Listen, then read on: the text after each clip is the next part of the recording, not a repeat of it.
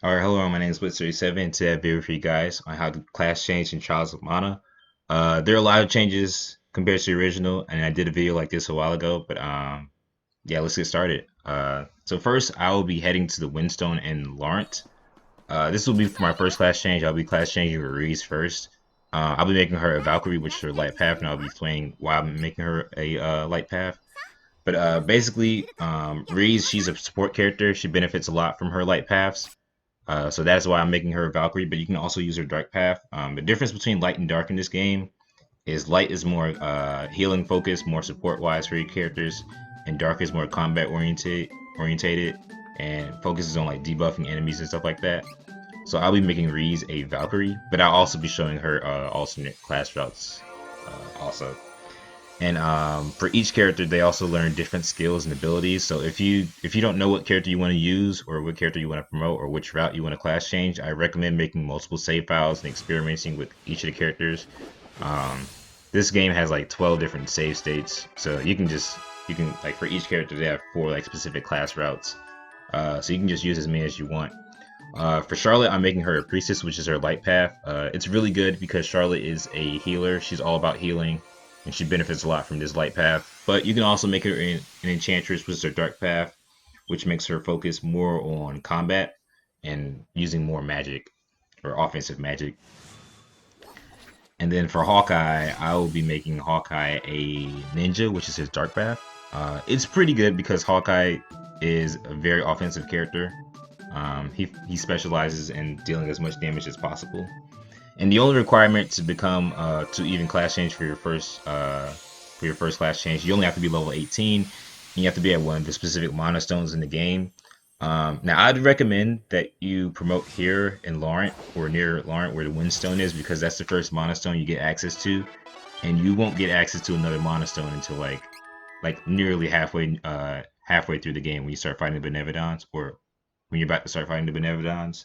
So I'd recommend that you become level 18 and class change as soon as possible. It'll make the game a lot easier because this game can get pretty hard. And I will be making a tier list later on for these characters. I'm almost done. I'm literally almost done. I have all of the footage ready, but yeah, I'll just be showing you guys the skills for these characters and abilities. So Reese, she has more like support skills, obviously. So does Charlotte, and Hawkeye will be more offensive. You should, if you want to make like a good team, you should try to balance between light and dark. You can go all light or all dark for depending on your play style, but if you have a mixture of the two, you can really switch up the play style. It's all the personal preference, though. Also, when you pick a class, you will not be able to go back until you reset your class with a goddess scale, which you do not get until you beat the game. And I will explain how to get one of those later on. So this is Reese's dark path. Earlier I said Reese's light path is good, but her dark path is also pretty good. It makes her a rune maiden, which focuses on combat and debuffing enemies. It's really good in my opinion. She gets after this. She gets access to Dragon Master and Fenrir Knight, which are two very offensive class routes that focus on debuffing enemies. For Charlotte, she becomes an enchantress. This makes her use more offensive magic and a lot less healing, but she does get access to healing skills still. I personally don't like it in my opinion because I think Charlotte should always focus on healing, but it's up to personal preference. She still does get benefits from her dark path also. And then for Hawkeye, I will be making him a ranger, which I think is really bad. Uh, I think it's really bad because Hawkeye he's literally all about offense and dealing damage, and him making him a ranger makes him focus on healing and like gimmicky stuff, but it's up to personal preference. So yeah, Ranger it's okay. Uh, he also loses well, he doesn't lose strength, but Dark Path has a lot more strength and a lot more like combat focused skills because it's his Dark Path. While this one focuses on like gimmicky skills and stuff like that. But you can literally use whatever path you want. Um, and if you're not satisfied with a class, uh, you can't reset it until after you beat the game or after you get a specific item when you beat the game. So once you pick a class, you're kind of stuck with that. So now I'll be showing you guys the skills for these characters. They do learn different skills and abilities. Some characters learn similar skills, but for the most part, each character is unique enough to where they have their own list of skills. So right here, Reese, she has like super sat down, defenseless. These are all offensive skills that debuff enemies or meant to debuff enemies, because that's what she specializes in. Charlotte, she has a lot of like more like offensive and magic skills, like super summon stuff like that. Because now she focuses on summoning specifically, which is pretty good or good in my opinion. And Hawkeye, he becomes like a lot more gimmicky in my opinion. I think he gets like sleep something or like change forms, skills like that. That kind of focus on chance, but since he has a high luck stat, I think he benefits from those. He has sleep and change, sleep flower and change form. So this is your first class change. Pretty easy. Just have to be level 18 and go to a monostone. But your second class change, it gets a little bit more not difficult, but a little bit more tedious in my opinion. So in order to promote to tier 2, you must get a specific item called a question mark seed or a triple question mark seed, like how it is in my inventory. Uh, you get these once you start fighting the Benevodons, and you have to be above level 38 to even start getting them. Um, there's like you can either find them in a treasure chest or you can find them from beating some of the Benevodons. And I got like you want like 6 or 8 in your inventory because just because you have like 2 or 3 for your characters doesn't mean you'll get the specific item that you want. So right here I'm going to show you that I literally get the same item twice because my character that's literally on the right side of the screen, Hawkeye. He is already promoted to Nightblade, and I still got the item for that class, which I don't need. So yeah, it's kind of gimmicky. You want 6 or 8? Yeah, I got a dust dice, which he does not need, and I got a holy bottle, which is for Charlotte, which makes her a high cleric. Um, so yeah, it's literally it's random, and you want 6 or 8 just to make sure you get the items that you want. So right here, I have all the items that I want in my inventory for literally all my characters. Except for Hawkeye, I don't have any lucky dice, and I can't do the other item right now. This is also on New Game Plus. So if you're wondering why I'm level 76 and why I'm at the Windstone, that is why. Because if you beat the game, you know why the Windstone and all the Monostones don't exist anymore. But if you're promoting like where I am, you will go to the Mono World, which I'll show it near the end of the video. The Mono World is where you're supposed to promote to your third class, but since I'm on New Game Plus and I have all the items in my inventory, I can just promote at any Monostone. But I prefer to do it at the Windstone because it's really close.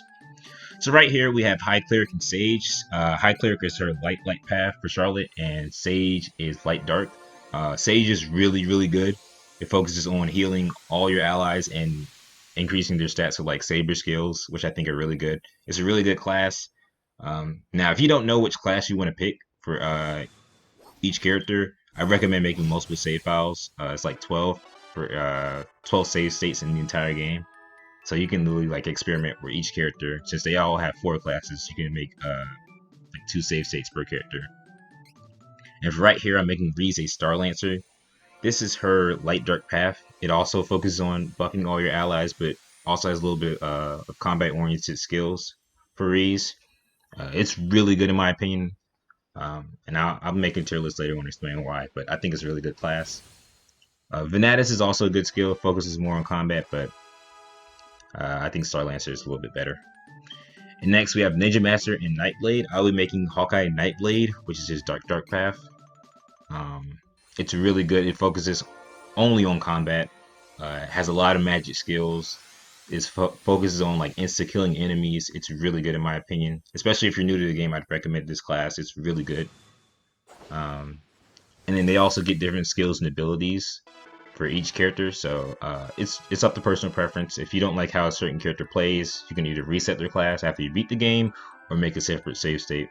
Um, so yeah, it's just personal preference for each character. They also get different skills and different class strikes. Class strikes are kind of yeah, they're kind of like your skills or abilities for each character. Each class has its own unique class strike. So for example, Nightblade and Ninja Master don't have the same class strike. They have like the same second class strike, but their third one, since they're different class changes, they won't have the same skills. So right here, I'll just show you guys like the abilities that they get um, for both characters or for all the characters. So like for example, Reese, since she's Star Lancer, and since Charlotte is a Sage, they'll have more like healing focused skills. But I'll also show you guys a dark path or dark, yeah, the dark path for some of these characters. If you're not too sure which class you want to pick. So right here for Charlotte, we have Necromancer and Warlock. These are her dark path. So you go from Enchantress to these two classes. I'm going Warlock. I don't think these classes are too good in my opinion. They're kind of weak when it comes to damage output, which is funny because it's her dark path. But Charlotte focuses so much on healing that it kind of just messes up the classes. But they do have some good skills. They focus on like summoning magic. But in my opinion, I just stick with light path. They're okay in my opinion, but light paths are definitely better. They also get different skills and abilities. Some class strikes hit multiple enemies, but others don't. So like right here for Reese, I have Dragon Master and Ephemeral Knight. I'm going Ephemeral Knight because Ephemeral Knight has access to like debuffing literally all the enemies on the field. It's basically the opposite of Star Lancer. It's really really good. It's a dark path, and I'd recommend it for new players if you just want to experiment and see how good this class is. It's pretty good in my opinion. Star Lancer I think is slightly better because it buffs your allies, and this one debuffs your enemies. But it's up to personal preference. And then for Hawkeye, if you're wondering why I'm not making Hawkeye a promote at all, one, I don't have the item in my inventory, and two, his light paths aren't even that good. So right here, I'm resetting my class with Hawkeye. Um, this is like later on in the game, or this is after I've ended up finding the item that I need to make him promote. And you have to have this item called a Goddess Scale. You can only find it in the post game. There's this place called Anissa Stockade, and it's like 6 treasure chests spread out in the entire like dungeon. And once you get access to those, you'll be able to reset your class. And when you reset your class, you lose all your skills, all your abilities from your previous class. So I think it's pretty good if you're not satisfied with the class that you currently have. So I definitely wasn't satisfied with the Rogue, that was the class I was using. It was not that good, in my opinion, and I just did not want to use it. I prefer to make Hawkeye a Dark Path, so that's why I reset his class. I'll probably do a video like showing the locations of all the treasure chests for Anissa Stockade because they're spread out pretty far and they're not easy to find either. So I'll definitely do a video on that afterwards. So when you reset your class, you just lose all your skills and all your abilities, but you can still promote. Like he's level 80, he can still promote because I have the other items in my inventory for him. And now we'll be talking about the last class change. So the original, you did not have a tier 4, that's what they call it in this game, or third class change.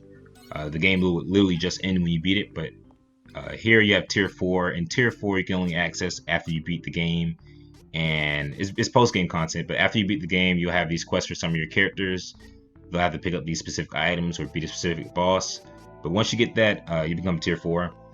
And tier 4, you don't need any level requirement whatsoever. As long as you're tier 3 or above, you can class change. So I'm going to make Charlotte I think it's a High Priestess is what it's called. This is her light path. Also, this is based off your initial class change route. So for example, if I pick light path for Charlotte, her other class changes after that are only going to have access to the High Priestess. If I pick dark path, she was only going to have access to, I think it's called Chaos Bringer, which is her dark path. Yeah, so she only gets access to this class specifically. And it's in my opinion, I think it's absolute overkill because it focuses on healing. It's ridiculously good. Um, so yeah, this is her light path. It's This is her final light path. It's pretty good in my opinion, really good. It's probably the best class in the game. And then next we'll be having Reese. I think she becomes is it Meteorite? I think it's called Meteorite or something like that. Yeah, Meteorite for Reese. It says it combines the powers of Venatus and Starlancer. It really doesn't. It's just light paths for both of those characters. Um, so this one focuses on like supporting solely your allies. I know Venatus sort of focuses on combat a little bit more, but this class right here focuses only on supporting allies. It's pretty good in my opinion, and it is tier 4. And if you're not satisfied with tier 4, luckily you don't have to reset your the quests that you have to do, so you'll always have those items in your inventory. And if you ever want to promote, and for Hawkeye, he's becoming a vigilante. This is his dark path. If he was light path, I cannot think of his light path off the top of my head, but I know it's not that good. Um, yeah, so this is his dark path. It's basically an upgrade of Nightblade. That's basically all tier 4 is. It's not as important as tier 3 because you don't really need it, but if you want to beat the what's the extra boss or whatever, or true final boss, you can do it. It's pretty good. So that's basically it for this video. Let me know if you have any questions. Feel free to like and subscribe. I will be making a tier list for Trials of Mana. I'm almost done with all the characters, or I am done with all the characters. I know which characters are like S tier or A tier or whatever. Um, so yeah, I'm almost done with that. That should be ready by next week. Next, probably next Monday. But yeah, thank you for watching this video, and peace.